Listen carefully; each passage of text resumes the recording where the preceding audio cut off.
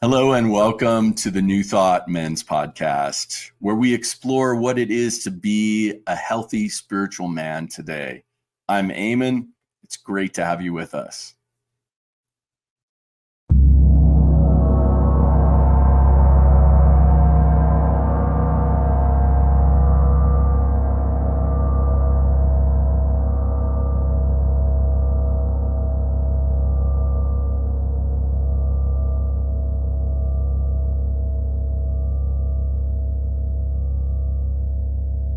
Hello, I'm Eamon with the New Thought Men's community, and this is our Foundations series to better understand the New Thought philosophy. So let's just start with a few breaths and find our center, shall we? Let's take a breath in and relax your body. And just take that deeper and deeper breath, just allowing the calm to overcome you.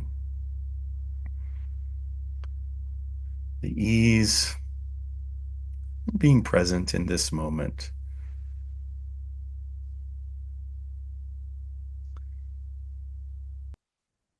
Just take a few more deep breaths down into the belly.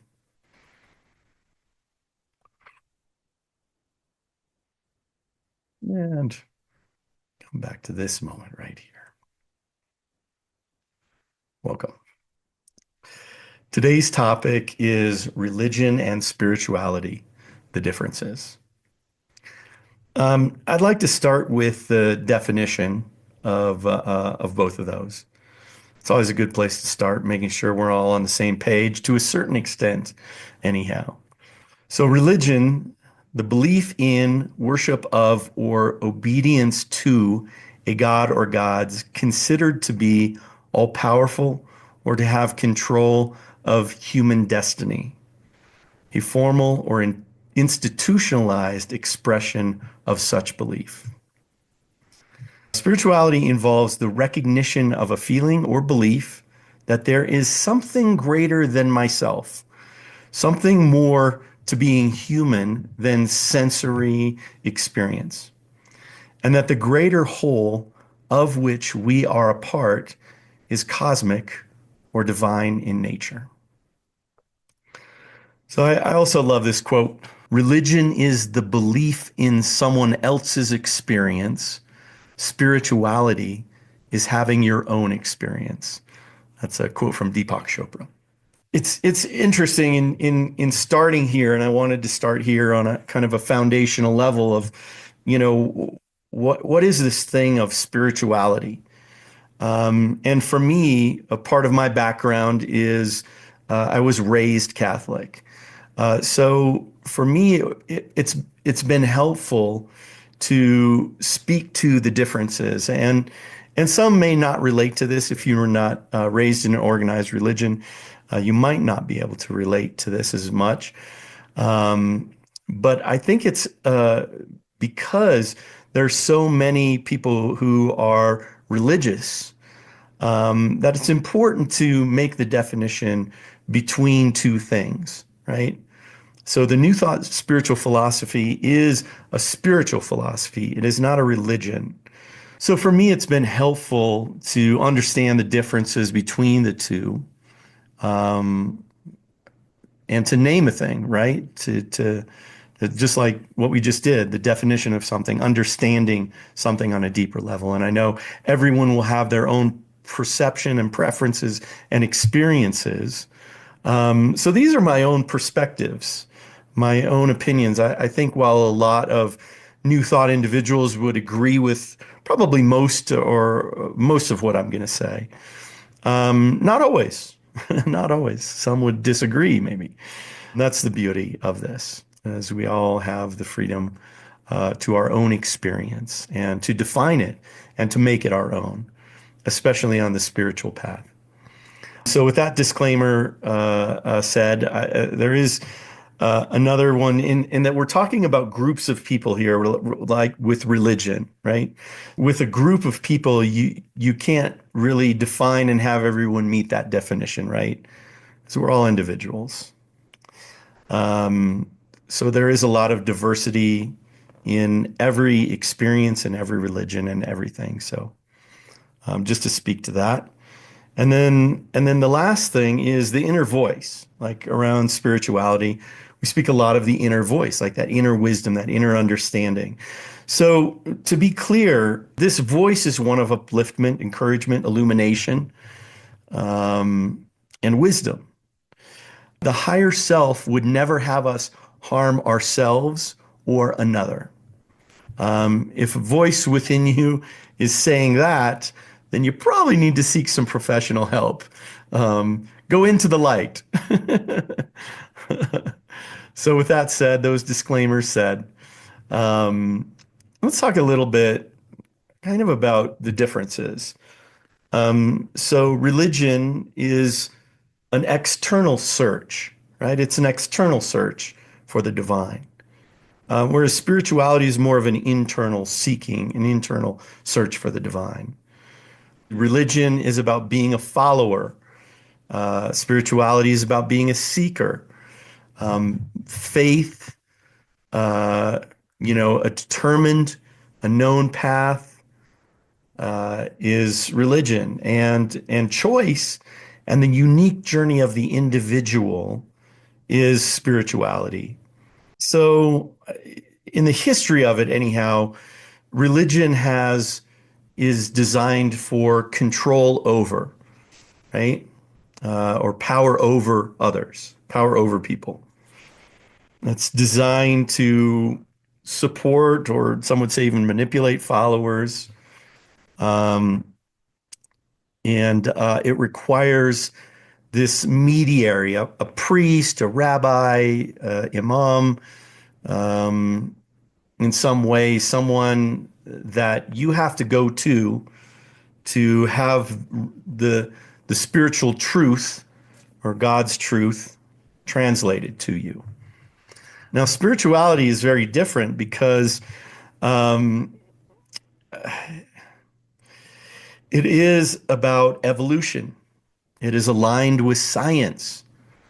It is uh, empowering the self-knowing personal connection to that inner wisdom, that divine self. Some would say the higher self, the light within, however you want to refer to it as. And it's self-empowering. It's power with others and power with the universe or with the cosmos. Um, Religion it can be self-serving and self-reinforcing. It served the evolution of humanity to realize their spiritualness. So that's an important piece. It has served a purpose in the evolution of us understanding what spirituality is. God created all. We are the chosen. We are separate from God. It's structured. Religion is kind of all of those things, has all of those things. It uses a lot of that God, which we'll talk about a little later. And then spirituality is really about us evolving. It's that inner voice, that inner wisdom, that inner understanding, because we are a part of this wholeness. We are a part of this oneness. We are one with everything. It's unstructured self-responsibility. It's evolving consciousness and developing inner wisdom. So it's a lot more personal responsibility in spirituality. So those are just some of the differences between the two, and we'll go into a little bit more of that as well as we go along here today.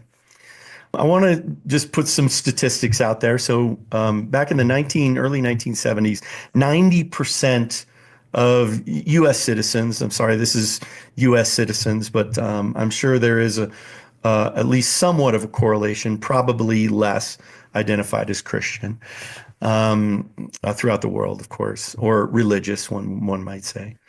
But 90% identified as Christian.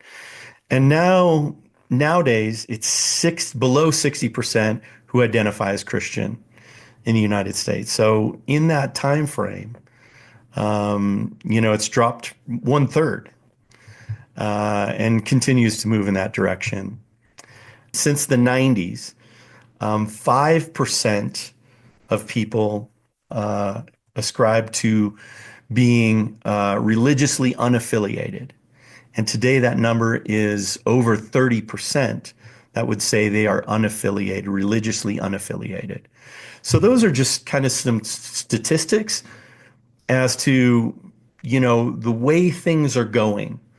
We'll dive a little bit more into the deeper understanding of that, of why that is. And I think the main cause is, for me anyhow, my understanding is the evolution of us. And they give three main reasons why individuals are leaving organized religions. And the first is sexual abuse by leaders. Yeah, yeah. Anti-LGBTQ teachings. So not equality, not an equality teaching. And the teachings are outdated and unrelatable to our modern experience.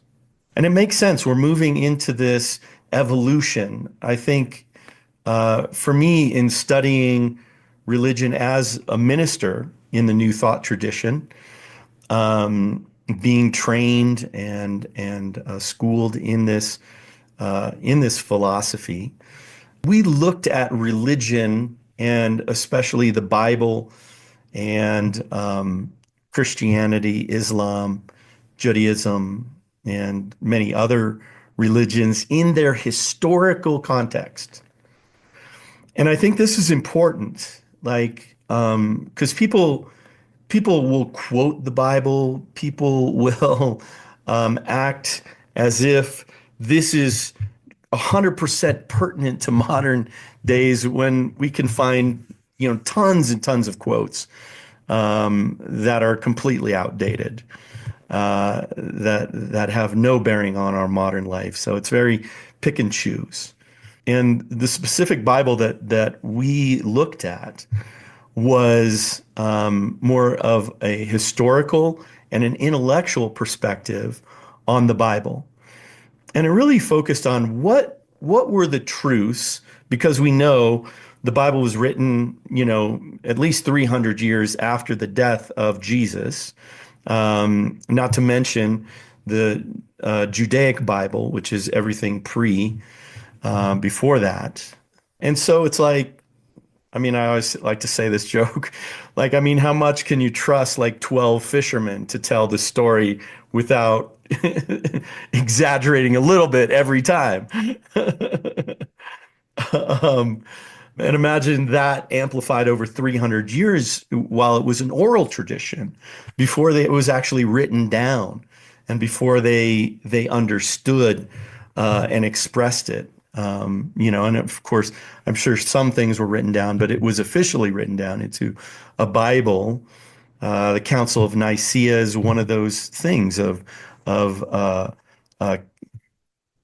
Catholicism of Roman Catholic, being Roman Catholic. That was state sponsored, right? Because at the time, when we look at this historical context again, at the time there were a bunch of different Christian religions, right? And so they were all fighting. No, this is what we believe. No, this is what we believe. During that Council of Nicaea, they agreed on the specific teachings, the specific gospels, and tried to unify all of those different sects and religion, to unify it under the Roman Empire, right? The Roman Catholic Church, which is a lot of where our modern view of Catholicism comes from. And so it's really fascinating when we look at any book or any doctrine from any time, we have to put it into a historical context, right? 100 years ago, a little over 100 years ago, people were still riding horses, right?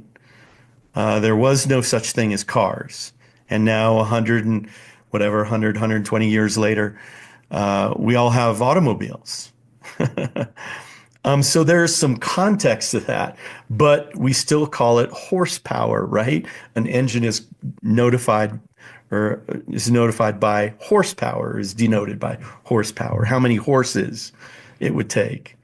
And so when we look back at religion, when we look back at these books, when we look back at the writings of those times, they were designed for specific groups of people, right? They were designed and written down by well-educated people who were often wealthy or who had state connection, right? Like the Roman Catholic Empire. Right? So there was this idea built into it of sort of a ruling class that said, okay, here's how you're going to live, and when we put it into this religious context, it's got to serve the state or it's got to serve our specific beliefs. Now, over time, that's evolved 2,000 years or 3,000 years, or, other religions, 5 or 10,000 years. So to be able to look at this in that context and go, okay, the people of the time were not educated. There was no such thing as school.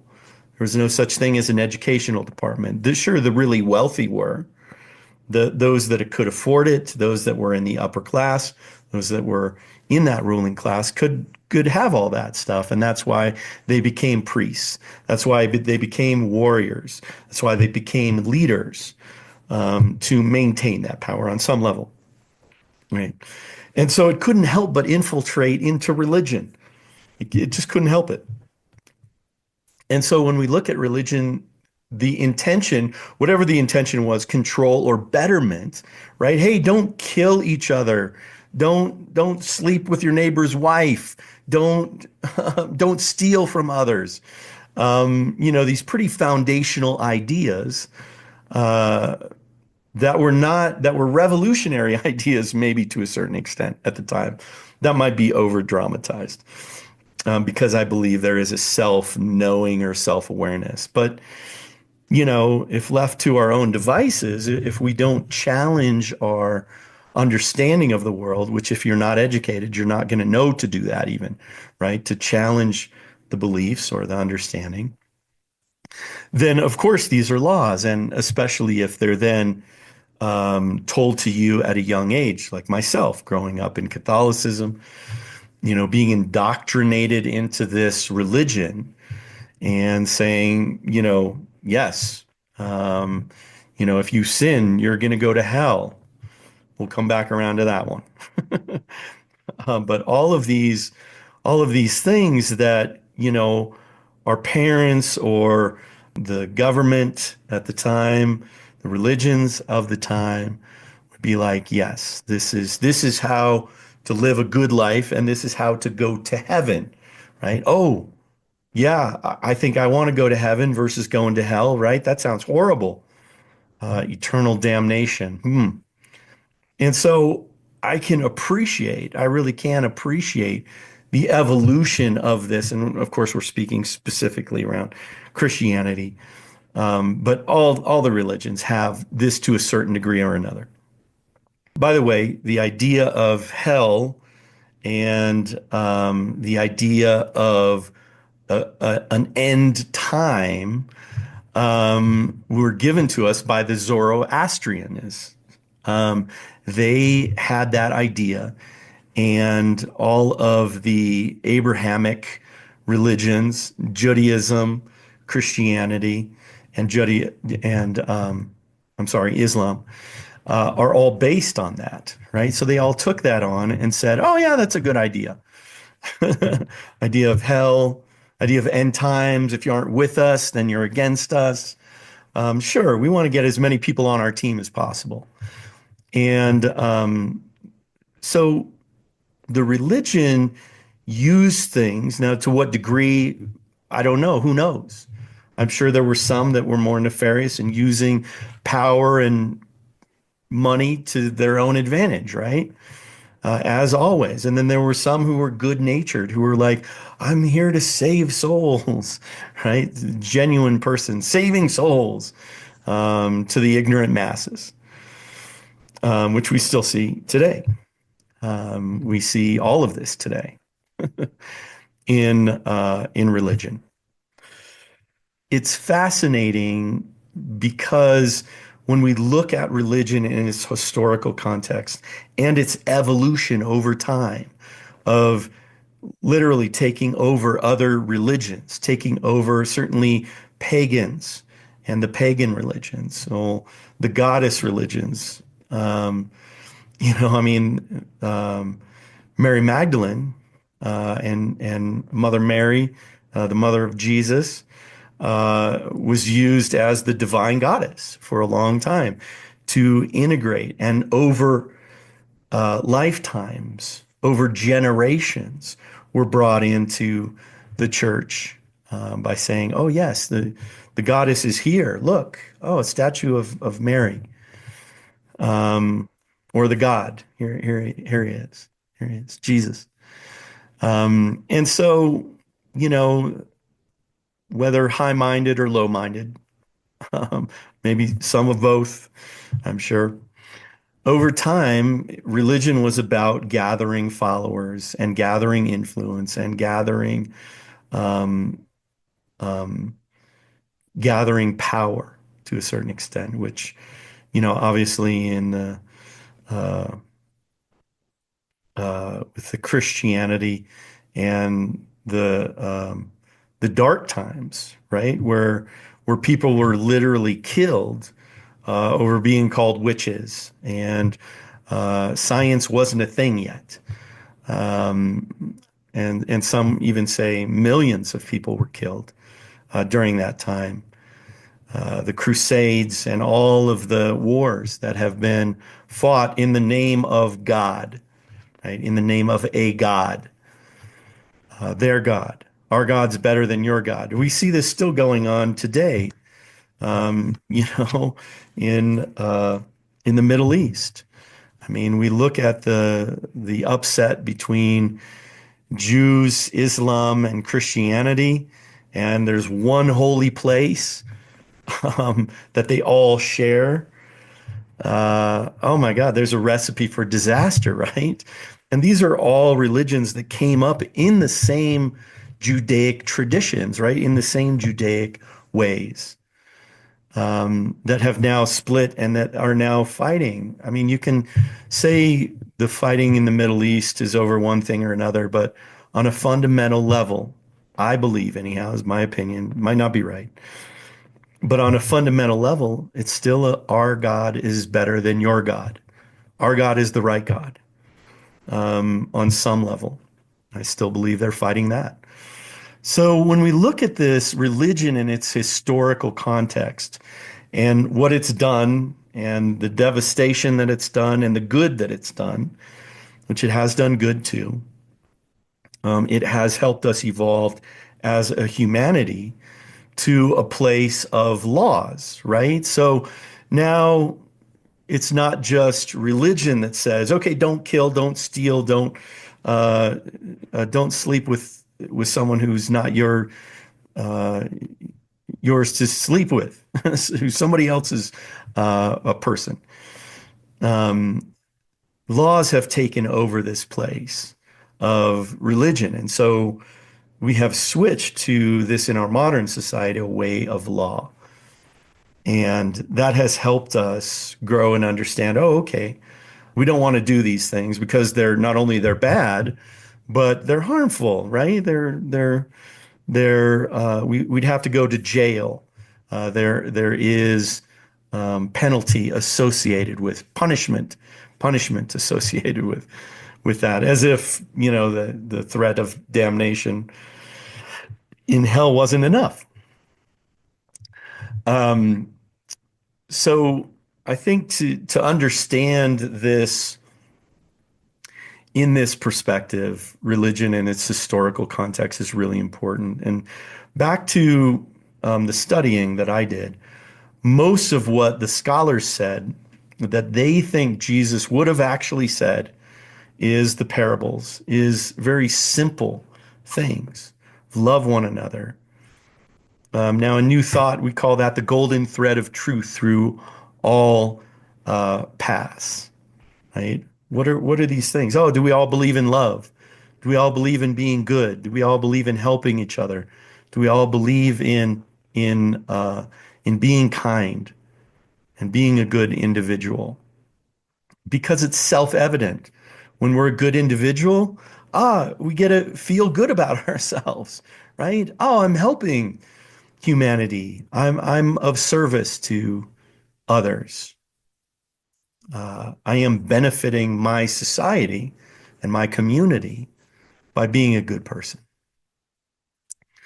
But it's not only that, it's the internal experience of, yes, what do I value? And then living by those values.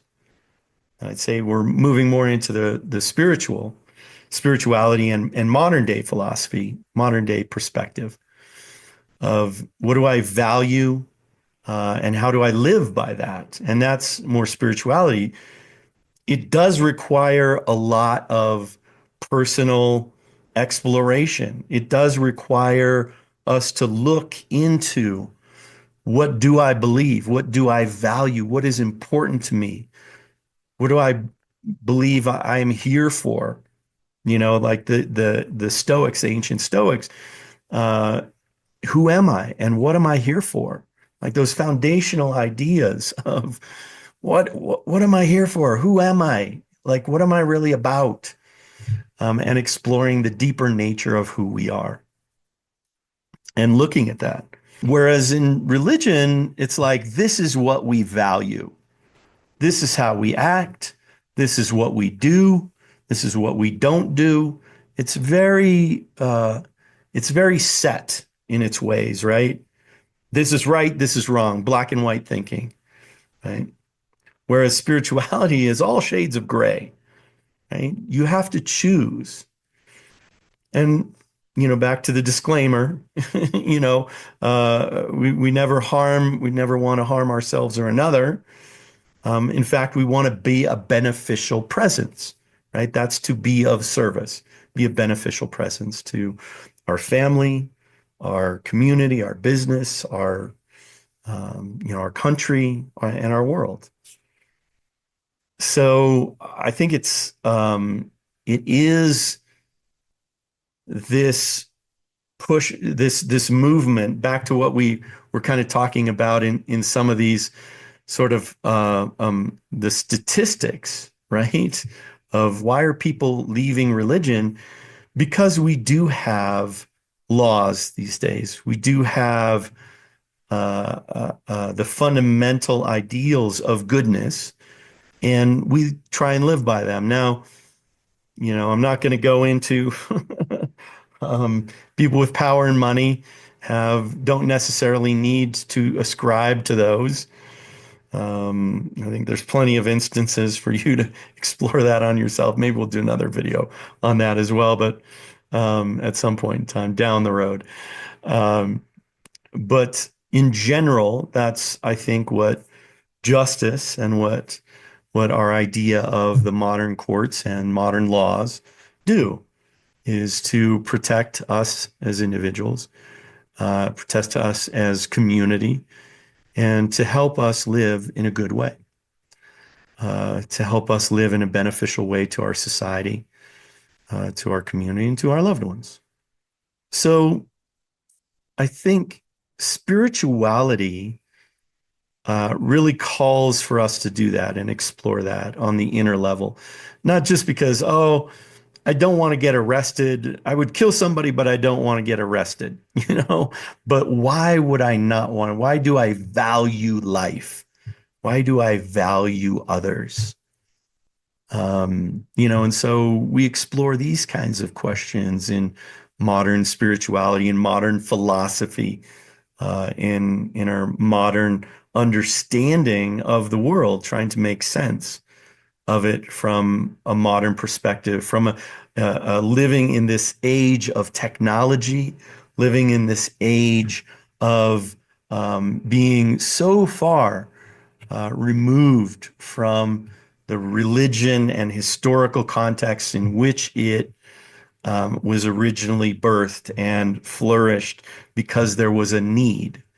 And I think we're seeing the the greater draw towards spirituality because there is a greater need that way. There's less of a need of religion. We can live a moral and good and kind and loving and uplifted life without being dogmatic, without being a robot, without being the monocrop of everyone needs to do this the same way. Um, and certainly that we have our own inner compass, we have our own inner awareness or inner connection to what is right and wrong, to what is we value, to what we understand. There's a lot in viewing religion in its historical context and understanding it in that way, especially in our modern times. I think it was Joseph Campbell who said something like, and this is not a direct quote, I'm a neurodiverse person, so you will never probably get a direct quote from me unless I'm reading it. But it was something like the spirituality of the time must reflect the current experience of what is happening in society. And so it must be relevant to our current societal experience.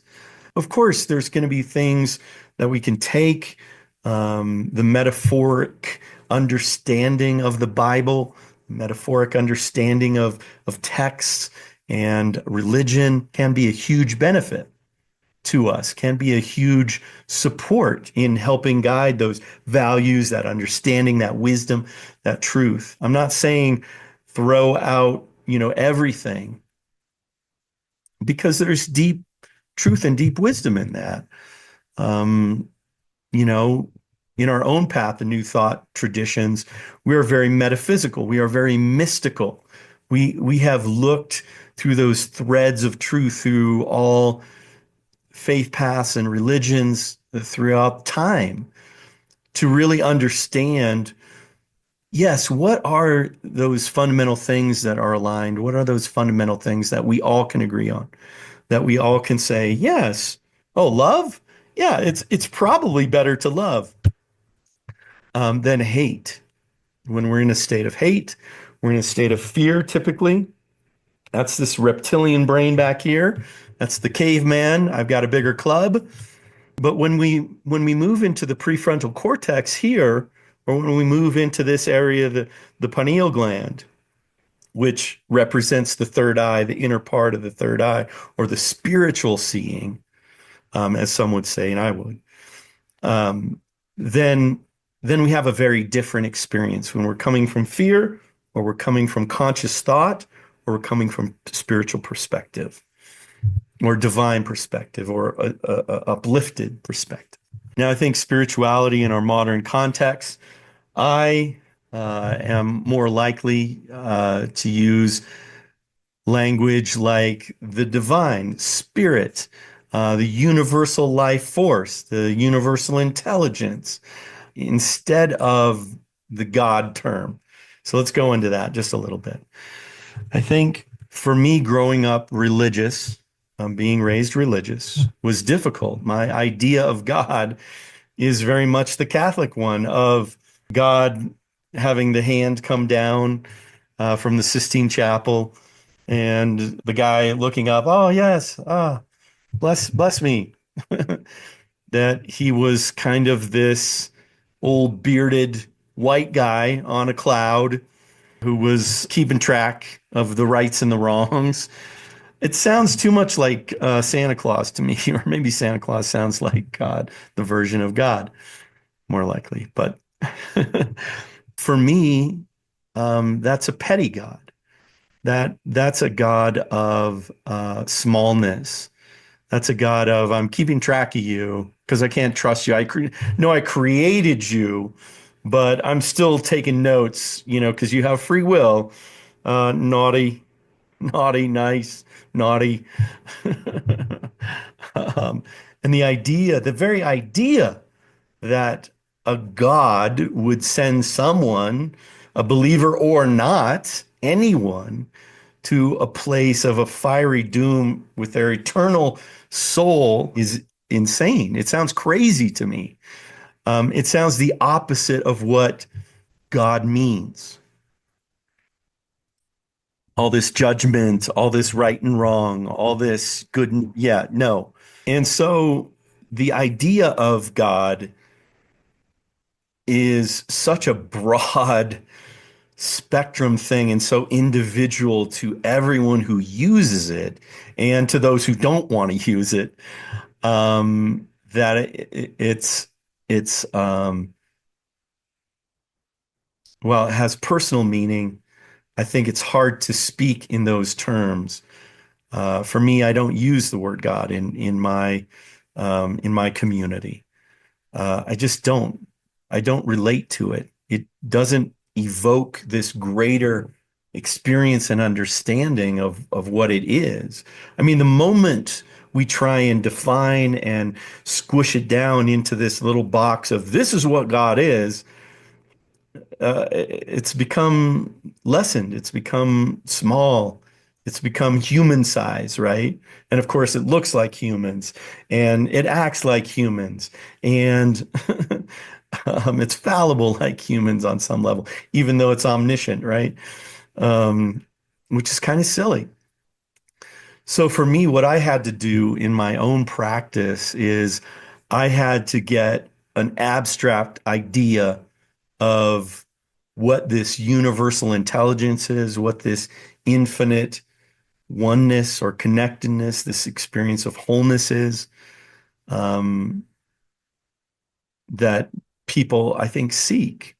And I didn't want it to be a tangible. I wanted it to be an intangible because it is an intangible. The moment we try and bring it down into a definition is the moment we lose its essence.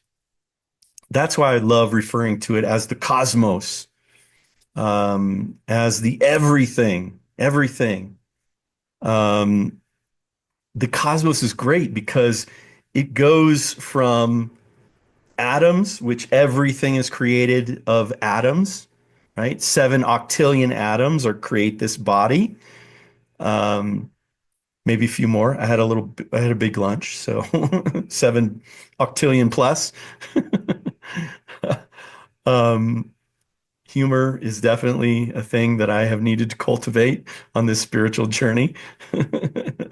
But we go from 7 octillion atoms to the trillions and trillions of cells that those atoms create to this, organs and blood and body and all that this physical beingness is, right? To the 8 billion people who are on this planet, to the infinite number of animals and trees and oceans and fish and flying things. Um, Beautiful. How amazing. And then the earth itself. There is a term, panentheism, which just simply means the divine is in everything. The divine is in all. And that's one maybe more scientific, more intellectual term that would help understand our specific philosophy of New Thought. That we believe that there is consciousness in everything, which is more moves into panpsychism, which is a little bit of a more modern experience that everything possesses consciousness, everything is alive on some level. But as we look at, humanity, as we look at, the world, as we look at our solar system, as we look at our Milky Way galaxy, our little corner of the universe, the known universe that we exist in, and then even going to those next levels of multiverses and multi possibilities that so many that we can't even conceive. Maybe there are octillions and octillions of those as well. And then, as Carl Sagan would say, the cosmos, the thing that represents the allness of everything. We can't see it. We can only maybe barely even conceive of it, like to call it this thing, the everything of everything, and to see the microcosm of the atom to the macrocosm of the cosmos, and to know that everything is built out of these atoms, and all of these atoms are protons, neutrons, and electrons moving around, is fascinating because, right, it's all energy. This is all an energetic experience on some level. I know I'm getting a bit metaphysical here, but that we are energetic beings. And that that everything is energy. Consciousness is energy. And therefore, if everything is vibrating and made out of this energy, everything has consciousness, everything is a part of this oneness, then for me, that's more my idea of what the divine looks like, of what the interconnectedness of us all and everything, the beauty of everything.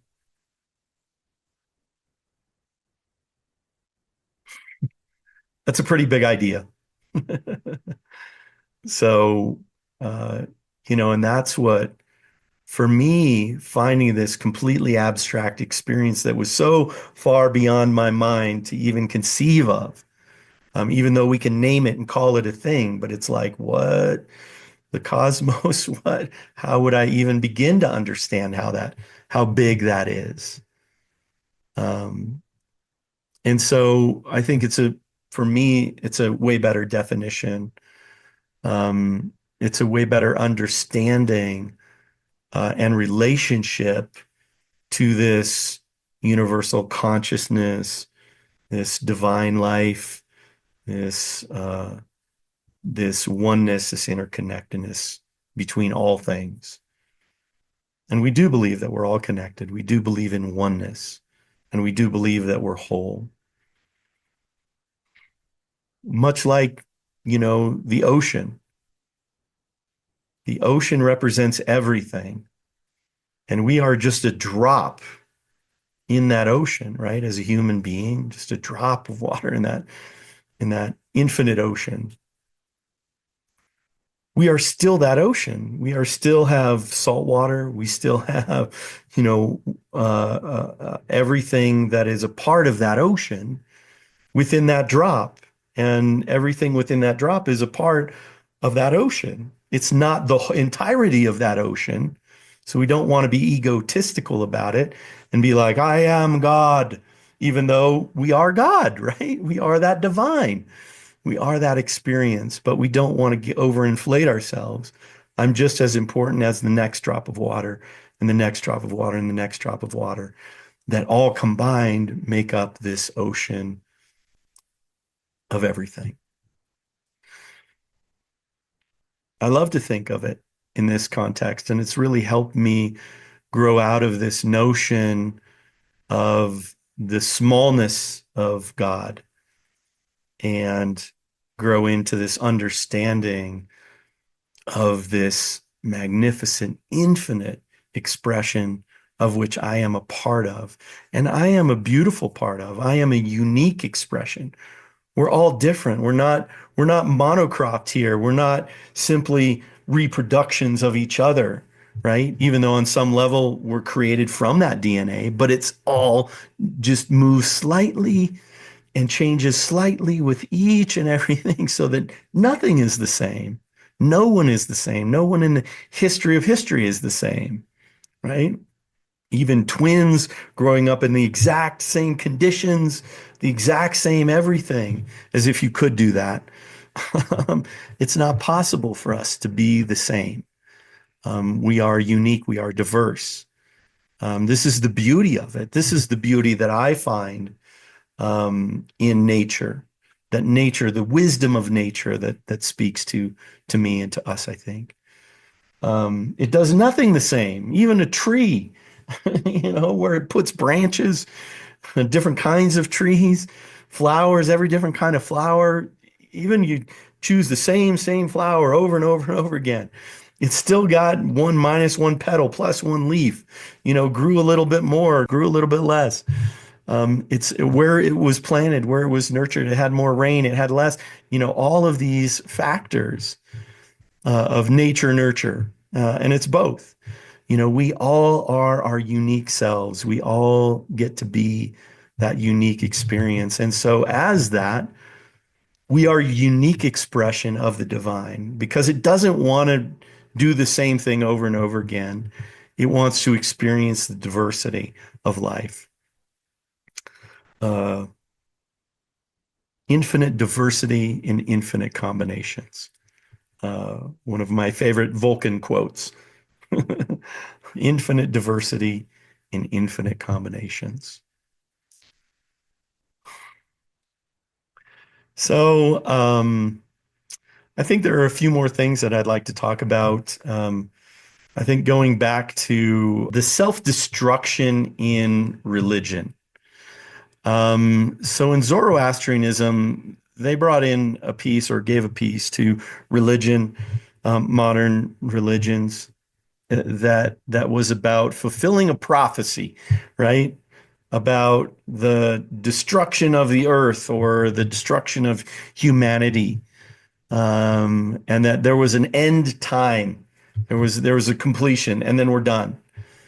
And why is this so dangerous? I find this to be uh, frightening because it's the attempt at religion of religion, and all its believers are believing that we want to create this end time to validate our spiritual, our religious belief that our Savior was the one, and now He's going to come back and save us. That we are the chosen ones, and the destruction of the earth or the destruction of humanity in some small or very large way, uh, I think has plagued our us for long enough. It's time to let that attempt at a self-fulfilling prophecy to validate the spiritual beliefs, and so that they can say, see, we told you so. And at the same time uh, you know, uh, creating religious fervor and creating religious belief around we are the dominant. I think that's another one of the disturbing religious beliefs, is that we are the power over everything. We were put here by God. We didn't evolve. We were put here by God to dominate over the earth and all its animals and all its resources. And well, now there's 8 billion of us, and we're kind of destroying the environment to a point of catastrophe. Uh, and now they're saying, oh, look, look, it's the end times. Yeah. Yeah, it's something that has been created because we have a lack of taking responsibility for our actions as individuals to a certain extent or a great extent, and as a society to a very large extent, letting people get away with things and destroying our environment. It's a perfect example. So I think that is dangerous, and why spirituality and why personal responsibility is such an important thing. And to align with those values of, yes, I want to recycle. I want to buy a car that it has better gas mileage or no, is electric. Uh, to be able to support and encourage a generative energy system, sustainable systems of food and of power and energy and society, to create a sustainable existence for us as humanity, instead of this self-destructiveness. So I think that worries me, and yet another reason why I think more people are leaving religion. So um, cults. When religion and spirituality go wrong. Um, this is important. This is an important thing. We have a lot of, religions that are cults. I mean, they're cult. All religions are cults on some level. Plain and simple.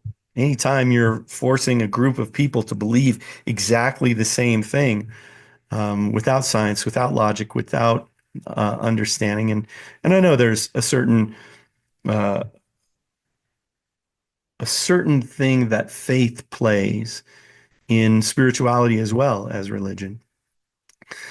But when it's at the cost of science, when it's at the cost of logic that we have grown for centuries now, hundreds and hundreds of years, um, this is where we get climate denial. Oh, I don't believe in the science. It isn't us. It's just the cycle. Oh boy. Um, that we have to find a balance of both. We have to look at both. But I think it's important to look at the science first and foremost. It's important to understand that we are bound by certain principles. And even in our teaching of New Thought, of metaphysics, meaning beyond the physical, um, we still look at the science. We still look at the scientific understanding of that. I personally love the fact that we weren't just plopped down here. Oh, God put us on this planet and created all this stuff. Well, in my own way, I can still believe that. And that we evolved here. We evolved from a single cell organism up into this conscious thinking being. To me, that is so much more of a magical experience. Like how much patience does the cosmos have to go, okay, I'm going to be patient for millions and millions and millions of years to allow this single-celled organism to develop and grow and become fishes and eventually grow feet and crawl off onto the land and become all of these animals and become ultimately higher forms of animals evolving into these more intelligent, oh, they could use tools um, and to honor that that we come from monkeys. We're pooflingers, not too far back. um, we are a part of this evolution of the universe. And I find it just beautiful that we have evolved into these conscious thinking beings, these self-aware beings. And I find it to be magical and mystical and beautiful. I don't know how, I mean, I know Christians find that, oh, we evolved from monkeys. Oh, that's such an insult. I don't see how, for me, that's not true.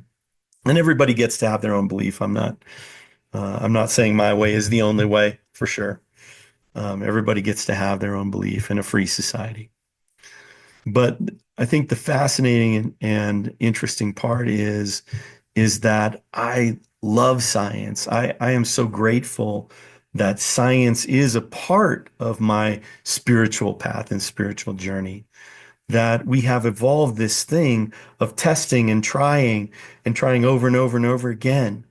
Even one of the founders of New Thought, Ernest Holmes, he said, "Don't believe me."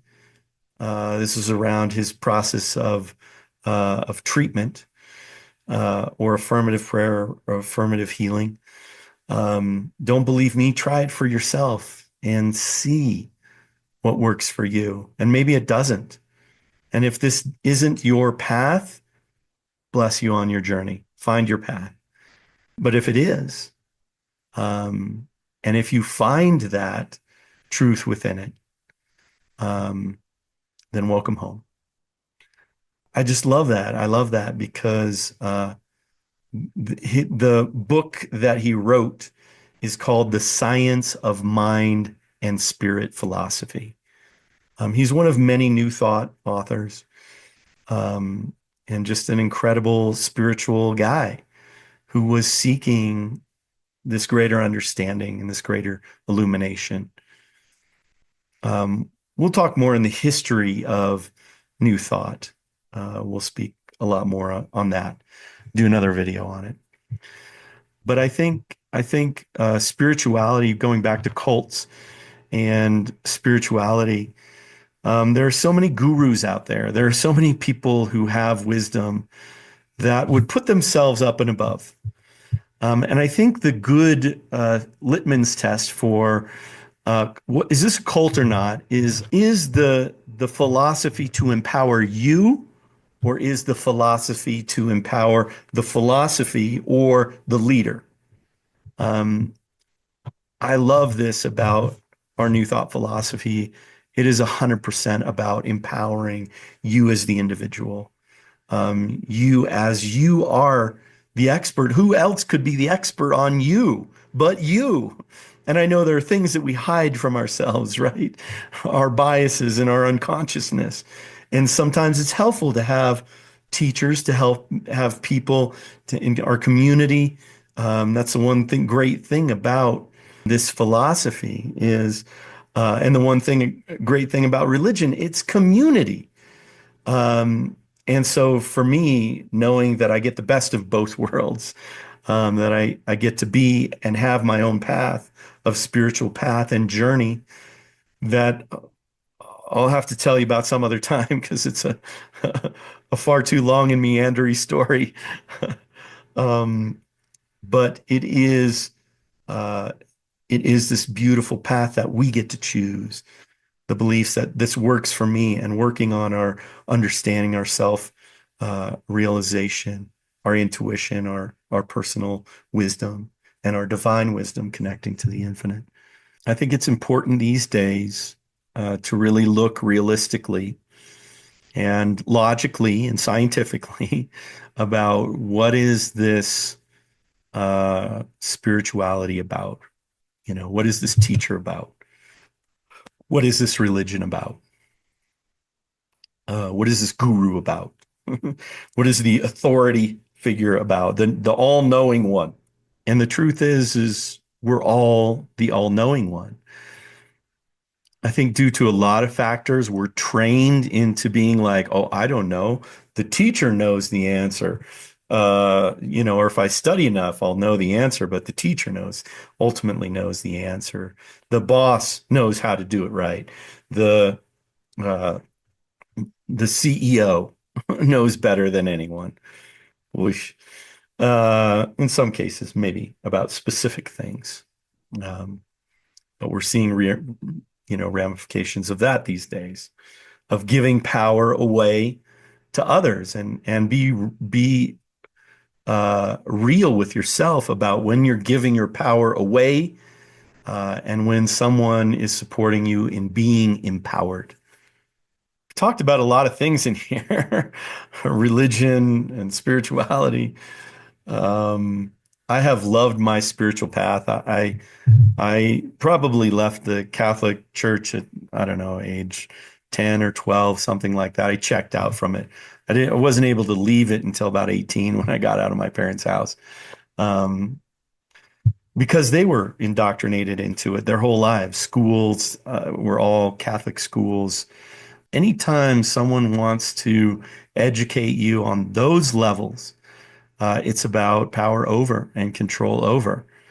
The scientific method is the foundational method by which we should teach and understand the world around us. That being said, in true paradox as spirit is, and I love that about spirit, is there is always paradox available. There is this intangible. And so, we now have scientists and scholars looking to panentheism and quantum physics and these things where spirituality, the spiritual life, and the physical beingness, the mental beingness, neuroscience, the wisdom of the heart and the emotions and the body, are all coming together. So it's really a beautiful time to really be on this spiritual path. And I would say especially on the New Thought path. I am biased. I have been in New Thought for 30 years. Um, I have been taken many classes that have been wonderful, empowering, meeting new people and friends, lifelong friends, and gratitude for this deep and understanding this wisdom.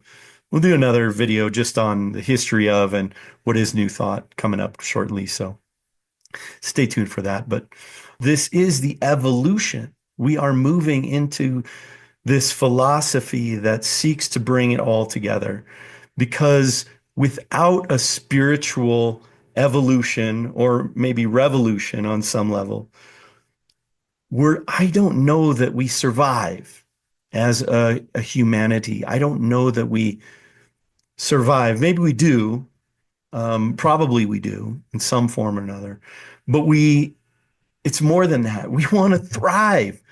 I want to give a better future to the future generations, I don't have kids of my own, my nieces and nephews and grandnieces and nephews and their kids and their kids and their kids. Uh, I want to be a part of passing down this legacy of health and well-being, this legacy of openness, this legacy of inclusiveness and love, equality and joy, the celebration of that we all are brothers and sisters. We all are spirits together. That no one can be more spiritual.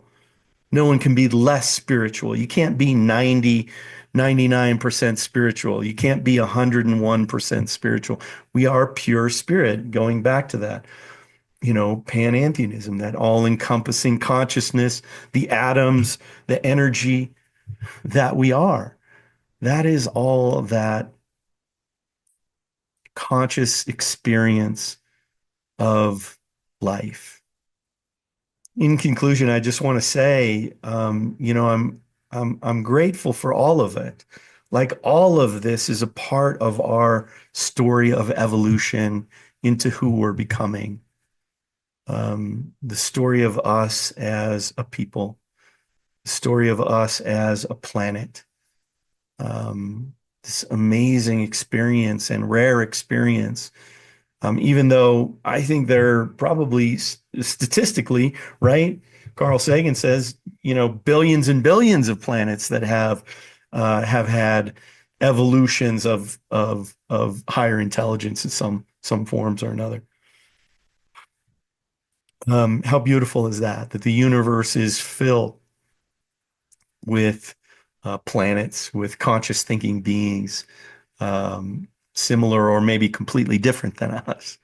What an exciting thing. I do hope that we as humanity survive and thrive and get to go explore the universe, get to go explore this galaxy and greater.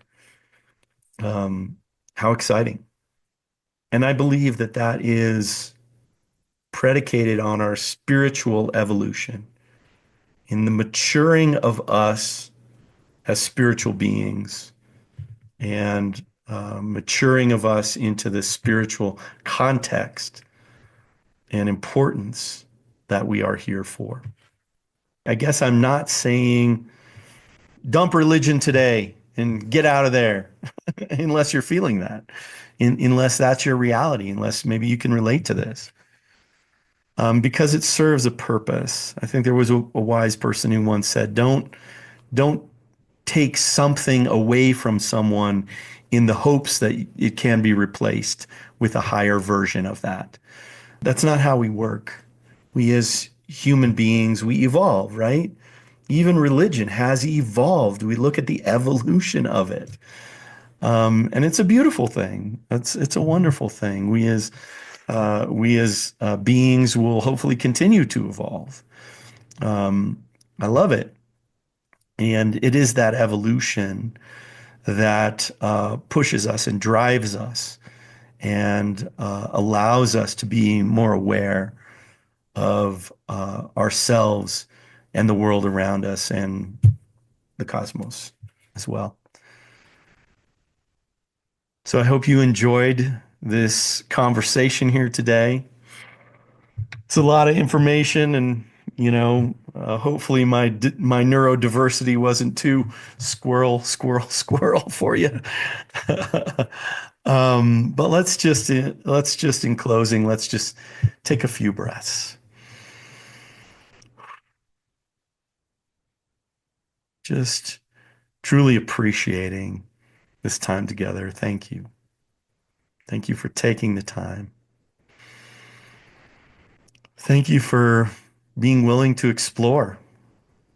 And hopefully this video will encourage you to explore your own version.